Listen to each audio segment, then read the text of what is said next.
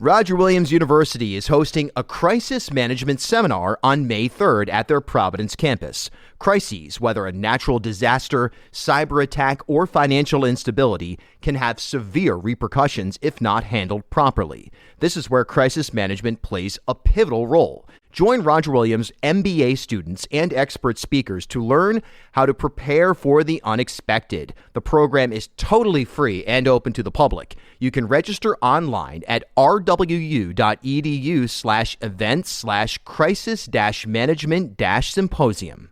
This is the Bartholomew Town Podcast. So, how you feeling right now? I feel really good. Yeah, it's exciting. I feel really excited. I feel like my community has been had underrepresentation for so long that it's exciting to see some change. Yeah, there's so much to get into, like so many different aspects to this story, and you know, it's a really interesting race, and not only in the sense that it was so close and it's going to a recount, which we were talking offline, you're pretty confident about where things stand, but you know, just how you how hard you worked and you kind of laid a roadmap for Democrats in rural areas of the state anyway that are right now held by Republicans. By the way, it's Megan Cotter, the presumed, or I guess the presumptive representative District 39 elect, so to speak. I mean, we'll use that term, you know what I mean? Until told otherwise, I feel confident to say that. I do too. Yeah. I worked really hard in 2020. We lost by 321 votes. And, after that, I was like, I was not planning on running again. And then January 6th happened. And everybody was like, who's going to take this guy out? Who's going to take this guy out? And so I felt like that was the best opportunity to really, 321 votes isn't a lot. We can take this opportunity, we can fundraise off of it, and we can start a new campaign. And really, we haven't stopped working since that day, whether it's like community outreach or really being active in the community, bringing people together. That's one thing that lacks a lot of times in these rural communities is there's not a big sense of community. And we need to bring people together to form that sense of community. So whether it's like, the senior yard cleanups we did, or back to school drives, or blood drives, just something to bring people together, something good and positive. And people really respond well to that. People want to do good things. Yeah. And it's interesting to build, unofficially or strategically sort of out of the direct context of like, all right, this is a political scenario, but just to build, your name recognition through these activities that you were just describing. Yeah, I think the goal wasn't just to build name recognition, right? Like to actually do good things in the community. And, I'm very good friends with the Department of Social Services in Exeter, the director, and she kind of would say what the need is. And then we would work together to build something to bring some awareness to the need, or those are the things that I plan on taking to the State House. And I want to be a bridge for the rural communities that are predominantly Republican and bridge that gap with Democrats. Because there are a lot of bills, I think, that, when you talk to people in the rural communities, they're like, yeah, that's for the people in Providence. That's for the Democrats, and that's for the city folk. There's a lack of connection between rural Rhode Island, and you see it in the numbers. You see it in Magaziner's numbers. You see it in McKee's numbers. I mean, you look at, I think there was a map that was shared with where Rhode Island played out in this last election, and every rural spot is all red, bright red. Mm-hmm. And we need to bridge that gap. Yeah. And what's interesting, your opponent, Justin Price, one of your two opponents, because there's also an independent in this race as well, that was really, lean conservative. So may have helped the overall totals for you in one way, shape, or form, but maybe not also, because protest votes don't always go where you expect them to. But Justin Price, I mean, look, this is a guy who, as a rep, he wouldn't wear his mask, right? In the thick of COVID, when it was, way before even the point where it was kind of like, all right, people started to really second guess masking outside of like those who were just looking to create problems. And he was at January 6th, as you alluded to. He says that he was there and he blamed Antifa and just outside of conservative values. Here's a guy who literally was a part of a movement. It certainly seemed he didn't do anything to distance himself. That is kind of the MAGA movement. And that's really what cost Republicans in statewide races. But you're right. You look at the breakdown of whether it's the 2020 presidential election, CD2, or governor. Inland, it's red. Coastal, for the most part, and bordering Massachusetts to the east towns, it's blue. And your race shows how to find a way to be both a Democrat, but also an ambassador for a community that does lean conservative. Yeah, it takes so much effort and so much work, and you have to transcend politics. And when you're talking about a rural community and you're talking about the needs of the rural community, it really does transcend politics. It's really much more about connecting with people. And I didn't do it alone. So yay, a victory that has Megan Cotter's name on it. But really, this was my community coming together. This was people who wrote hundreds of handwritten postcards to one voter to another, why they support me. It was every phone call, every door knock, every dollar. We had a lot of dollars that came from inside of our district. I think in this last quarter, maybe 50 plus donations came from inside the district. I mean, that really speaks volumes to people who wanted change. And they saw that I was willing to work hard, and they were ready to work hard with me. So I think that it takes a lot of hard work, but it takes people who want to do the work with you. And I'm very fortunate. I have a super supportive husband, super supportive kids who you can't see, who are lurking around the screen right now listening. Excellent. But it takes a team. It's a whole movement. It has to be a movement. It can't just be one person. It's got to be a broad coalition. Republicans, Democrats, other moms helped me. Unlikely sources. There were plenty of veterans who want change that helped me. We were very, very lucky to build something. And that coalition building is really what is required for any type of successful, not only political campaign, but governance. Look, Rhode Island is a Democratic state by every conceivable measurement. But within the Democratic Party, those who advance an agenda have built coalitions within the party, being a diverse representation of very, very progressive, quote unquote, people who even people who are socialists, all the way through Democrats who support Donald Trump. So even within the party, there's this need to build coalition, understand compromise, and execute based on that. I want to talk about the logistics of your campaign because, this area encompasses primarily Exeter and Richmond and parts of Hopkinton as well.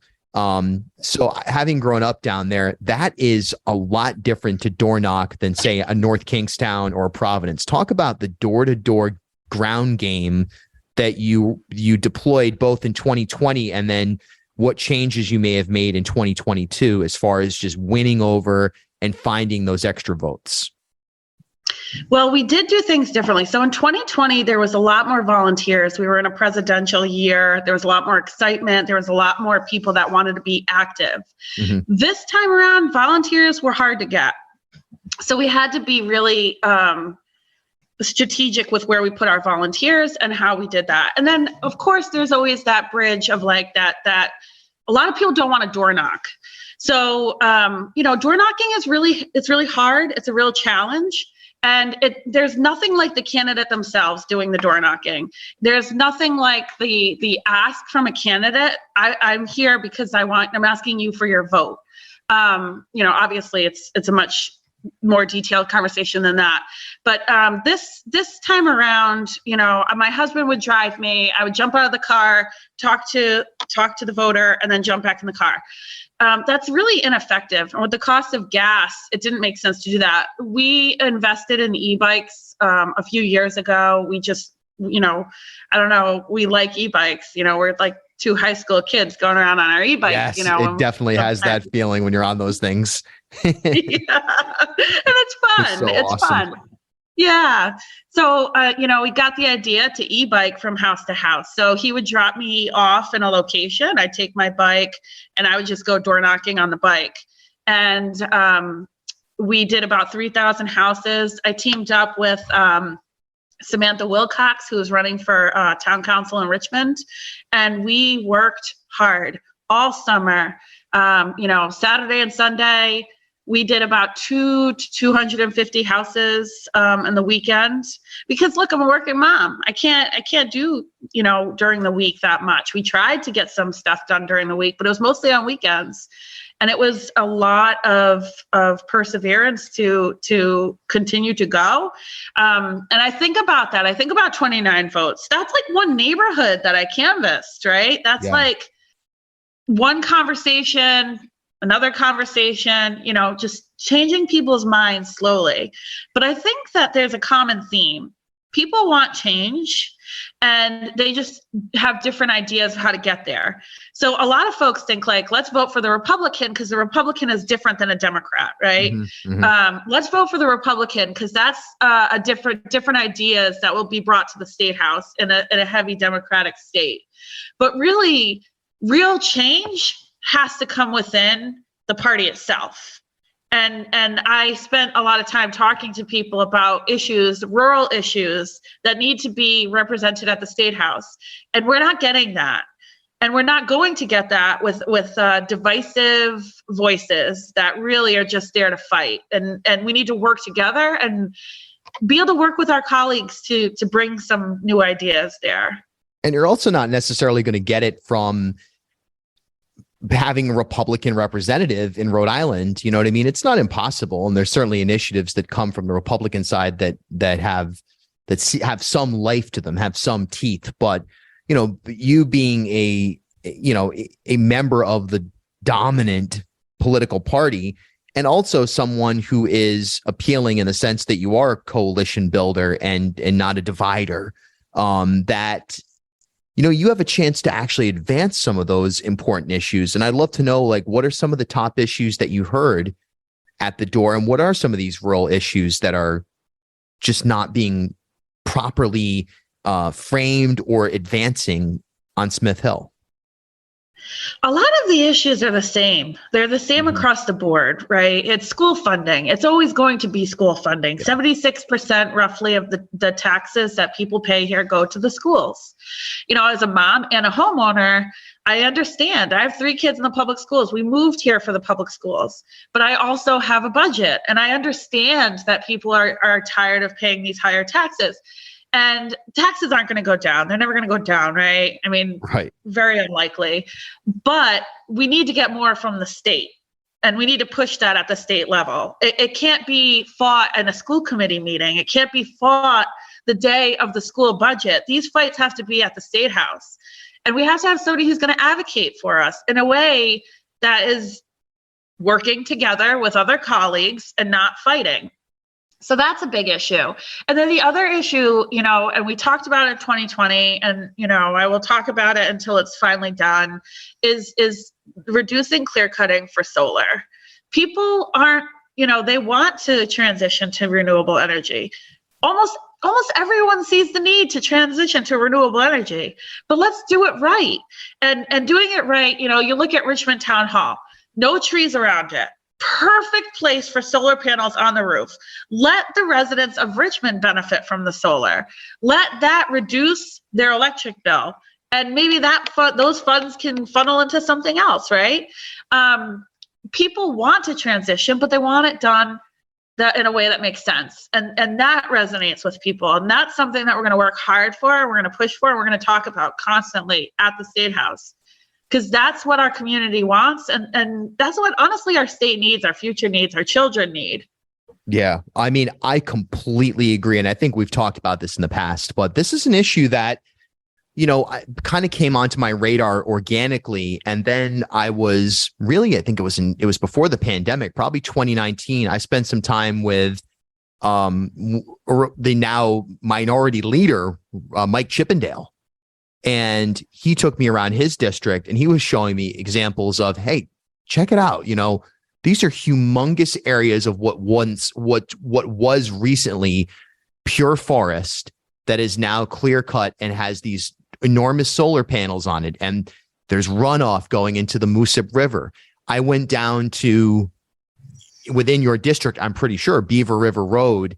There are enormous, just unbelievable solar farms being installed in areas that are being clear cut. And I was down there with Paul Roselli, who had an unsuccessful campaign for rep in Burrowville, John Pacino, who is a Republican who owns a farm in that area, and many others. This is a bipartisan issue that is uniquely rural. And it's so easy to sit in the urban core or in the suburbs and say, we need to install solar panels. Oh, there's plenty of space out in Western Rhode Island. It's an irresponsible manner that this is being done. It's also technology. When you think about the growth of cell phones, in 5-10 years, solar panels might be able to just be installed on every roof in the state without any clear cutting. And we have plenty of brownfields to do this as well. And by the way, who owns these solar panels? Who's really benefiting? So there's so many questions. And if you complain about it, someone's going to try to label you, you're a climate change denier. Of course not. But it's about using common sense and listening to the concerns of rural Rhode Island. So you are primed to be an ambassador for this, because it typically comes from the Republican side, and having a Democrat voice these concerns may actually put this incredibly important issue into perspective for a lot of people. Yes, because it does transcend political party, right? It does.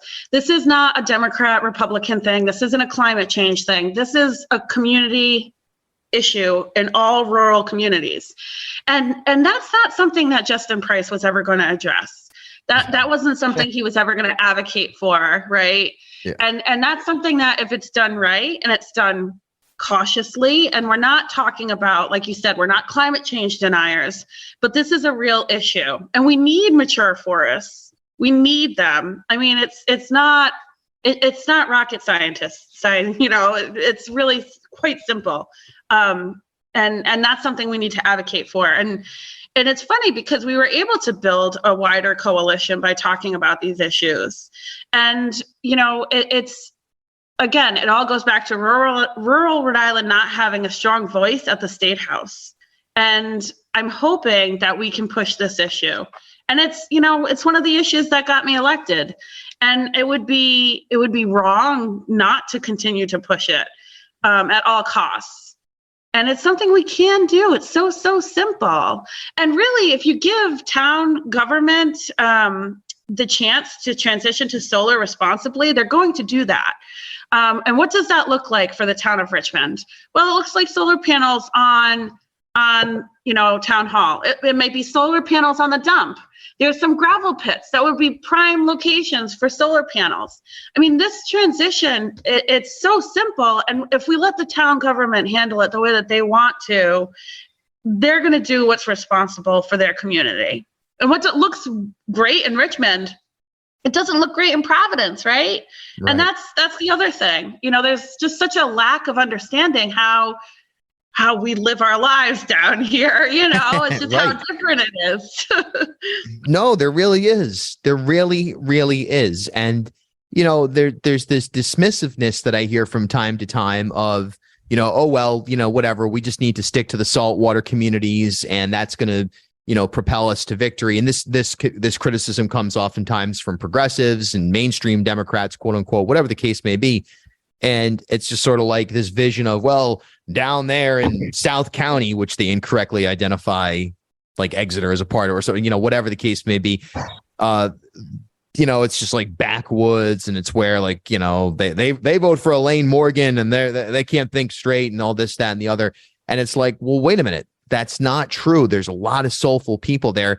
And a lot of the concerns raised by Republicans in rural Rhode Island are completely valid in the context of local needs, local wants, and they just are completely misinterpreted at the statewide level. And it's a circle, right? So like Democrats at the state level don't come down to rural locations because they don't have a lot of support there. Mm-hmm. So their voices aren't heard. So they keep voting for Republicans. I mean, this is like a circle that we're just going to be stuck in until we start listening to the voices and the concerns here.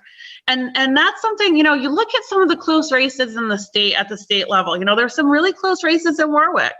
Yep. I think that red idea, we didn't have a red wave, obviously, but the Republican ideas of not being heard by Democrats, that's spreading in the state. And until we start listening to all the voices, the party's going to be in trouble. Obviously this was a good election cycle for Democrats, but I think the warning signs are there and the writing's on the wall. It's not going to be great forever. Totally agree. And the other aspect of this is, you're someone who the term progressive has been, kind of no pun intended, but co-opted here in Rhode Island, by the, it's like, oh, if you're not a member of the political cooperative, or, you don't work with Reclaim Rhode Island, or you didn't vote, down the line on certain issues, or you don't have identical perspectives on certain things, somehow you're ostracized. And I've seen that happen with a lot of really high quality people, based on the notion of who they voted for speaker, for example. I saw, people like June Speakman and Brandon Potter booed as they, because they voted for Joe Shikarchi. Now, you may disagree with that decision to keep existing leadership in place, but to boo someone and deem them not truly progressive because of that, I don't know if that's a helpful cause. You've threaded that needle really carefully and well. What's your advice to Rhode Island's progressives as far as just, we had this progressive civil war, it's like the Aaron Regenberg and his friends versus, or what was it? It was the Providence special election, the Sam Zurier election. It was like, all right, you have Brett Jacob and versus the Gina Pham, okay, you've got it's almost like one group of friends, they hang out at this place versus another group of friends, they hang out at this place. They basically believe the same thing. And guess what? Neither of them won that election. How do progressives get their act together here going forward? Well, I think there's a couple things that need to happen. First, we need to end the purity test. I'm not taking a purity test. If someone wants me to put me up to a purity test, I'm not doing that. I'm not playing the game. We should stop the games, right? And then the other thing too, I think, is how we label ourselves progressive. Progressive ideals sell. They sell in this district. They sell in every district. It's how you talk about these ideas. It's how they're conveyed and how far you're willing to take them, right? There's some ideas, maybe they go too far. Maybe I think some progressive ideas go too far, right? It's how you package it. And then the other thing I think that's really important is I had to work very, very hard to win this seat. Mm-hmm. I worked my tail off. It wasn't just one little election cycle. It was 2 years.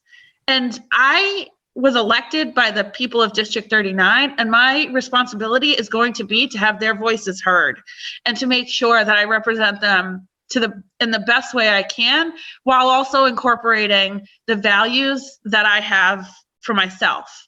And I think it's really important to remember that. I wasn't elected on, any one issue. It was a multitude of issues, and all of those issues have to come with me to the State House. And that's, I think, really important. There's some elected officials that are so lucky they've never even had a race. I'm like, holy smokes, you've never had a race. Right. Which is crazy, and it's like you want to have that challenge. And, some people give me a hard time because I used to say, man, the state would be so much better off if there was a competitive Republican Party. And I remember I was at an event, it was like a friend, perhaps mutual friend, was moving away, and they were having a party at a place in Providence, and someone came up to me and they're like, Bartholomew Town, my problem with it is that I've heard you say that Rhode Island should have more Republicans. Well, they should have more Republicans because it puts those races under the microscope, and you really have to refine your positions. Who are you as a candidate? Not just like an unopposed or like an, Tierra Max race where the opponent was like, got like, I don't know what it was, 6% or 15% or something, like real races and real debate can actually build you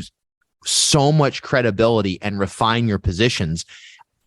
I'm not saying who I want to win. I'm not saying that I want to see more Republicans win. I'm just saying let's be challenged. And you had a perfect example. You had to fend off two conservative challengers in rural Rhode Island on the doors in the summer, on the weekends, working mom, going door to door. You lost the same race 2 years earlier by a narrow margin. You're going up against the guy who's entrenched, and you pull it out, not because you're out there on a purity test. And now guess what? Going to the State House is going to be someone who espouses those values and is an ambassador for their community. That's freaking awesome, I'm excited. And believe me, I believe you. Believe me. I take this responsibility. I know. I take this responsibility so seriously. And I think it's because I had to fight tooth and nail to get here, to do this. And I'm going to be the best representative that I can possibly be in a lot of different ways for my community, for my children, for the future. I think it's really important that we look at the responsibility, we take it seriously, and we can move the needle. I'm just so excited that we have the opportunity to move this needle and to build the bridge and talk about the needs. And the needs of our community are different, but they're not so different. They're not so different that they can't be addressed. I mean, you look at all of the crises in Rhode Island. Affordable housing. Affordable housing is an issue here just as well as it is in Providence. But I think affordable housing here looks different than it looks in Providence. And we need to address that there aren't any buses that come through Exeter, on a regular basis, right? Sure. Yep. So it's going to look different than it would look in Providence. And we need to talk about that. We need to make it happen so that it makes sense for the community, but also we have houses for people to live in, because that's the end game, right? Definitely. Yeah, it's so fascinating. Last question here, but I appreciate your time very much on a weeknight like this, doing this. We're taping on a Tuesday. And of course, as we mentioned at the top of the episode here, Justin Price has a recall that he's requested, not recall, a recount. People may have wanted to see him recalled after his appearance at January 6th, but he's requested a recount, and the outcome of that is not known as of right now. However, what is the total that you're ahead by? It's 36 votes? 29 votes. Yep. What an unbelievable story, Yeah. Do you realize how impressive that is? I mean, you seem to have a grasp on how big a win this would be and likely will be. In fact, the Bartholomew Town podcast is projecting that Megan Cotter has won HD 39 out there in Rhode Island. But do you realize how huge this is, and how it's a map for a Democratic Party that hasn't really been able to figure out how to do what you've done, but you figured out on your own? I am so grateful and so proud of what we've done. It's huge. It's huge. And I think as we move forward and we see the red expand to other places because voices aren't heard, I think we're gonna see more campaigns run the way that we ran. And by the way, funny story, I have surgery tomorrow. I have to have hardware removed from my ankle. And I told my doctor, I can't do this until after the election. That's how serious I took this. But it wasn't just how serious I took this. It's how serious the people on my team and our community took this. We built a team. So I want to say hi to Dave, my neighbor. I'm just going to throw him out there because he's a huge fan and I know he's going to be listening. Hey, Dave. Dave wrote postcards and Dave held a sign on election day. And so many other people in our community, we wrote 2,500 postcards. It was voters here to other voters here. And the ground game had to be epic in order to pull off what we pulled off. And I'm so proud of that. And I'm proud of, we outperformed state level Democrats in this district. We won 5 out of the 6 polling locations. Yep. In Richmond, 3 Democrats won. Peter Nerona by a few votes, Sam Wilcox, who worked her tail off right beside me, and me, 3 Democrats, school committee, the rest of the town council, every other state level, all went red. So there was a red wave in Rhode Island. It was just not what they thought it was going to be. Wow. What an amazing story. I'm so excited for you. And I believe this recount's going to hold up in your favor. And hey, congratulations. What an impressive victory. Yes. Thank you. Thank you for having me on. I appreciate everything you do, Bill. You're great. And I'm just happy to be here. Well, thank you for making the time, and good luck in surgery.